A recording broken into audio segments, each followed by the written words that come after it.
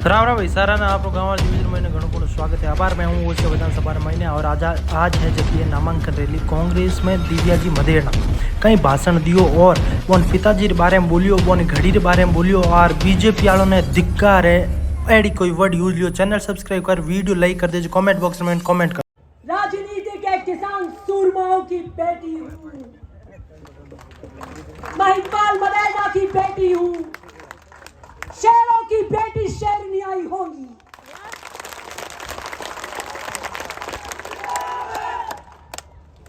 शेर प्रतीकात्मक किस चीज का होता है? मुझे बड़ी हंसी आई जब उन्होंने कहा कि जंगल भेज दो, निम्न से निम्न स्तर का प्रहार किया। शेरनी का अर्थात शेर का अर्थात प्रतीकात्मक होता है।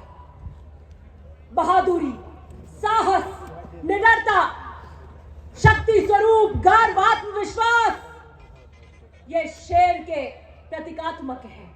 हम कहते हैं अपने बच्चे को, अरे क्या कर रहे भाई, क्या रो रहा है, शेर सा बहादुर बन। थोड़ा सा कुछ ज्यादा कोई रॉब करता है जैसे मैं करती हूँ विधानसभा में, तो क्या इतनी क्यों शेर हो रही है? वो मुझे समझ ही नहीं आता कि आज की इस आधुनिक युग के अंदर भी क्या इतनी कुंठित मानसिकता हो सकती है। हमारा राष्ट्रीय प्रतीक अशोक स्तंभ, उसमें भी 4 शेर हैं, 4 शेर।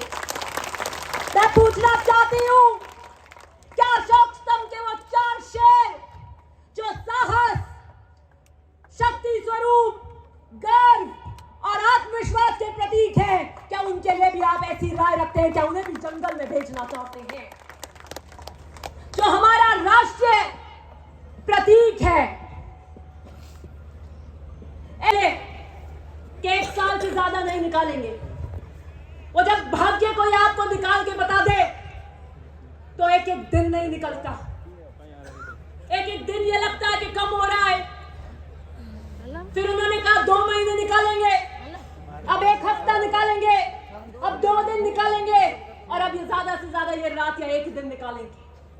वो पूछो क्या बीतती है। ऐसे पत्री मेरे को नहीं देखनी, भगवान न बताए। वो समय नहीं निकलता जब आपको समय की घड़ी पे ये पता हो कि जाने वाले। वो बढ़िया है जब नहीं पता हो एकदम से ले जाए, लेकिन साथ वाले को जब पता हो कि आपके जीवन की अस्तित्व की पहचान जा रही हो, तो क्या बीतती है। मैंने उस रात कहा कि आपको नींद आ रही है, मैं घड़ी खोल देती हूँ। उन्होंने कहा नहीं, मेरी घड़ी नहीं खोलना, मैं रात को भी टाइम देखूंगा।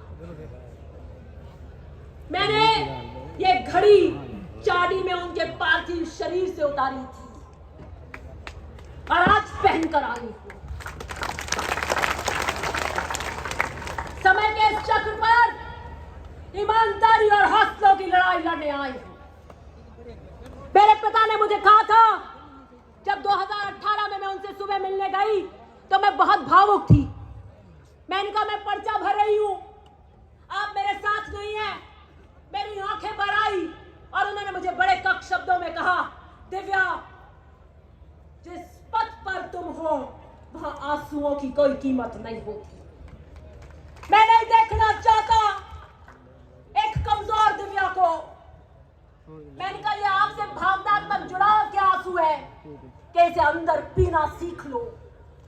और मैंने सीख लिया और इसलिए मैं शेरनी की तरह ललकारती हूं। ये जो मंच पर बैठे हैं, ये नौसिखिए नहीं है, ये नौसिखियों की फौज नहीं है। ये वो फौज नहीं है जिस पर कप्तान को भरोसा ही नहीं हो तो ये कहे कि ये फोटो खिंचाने आते हैं।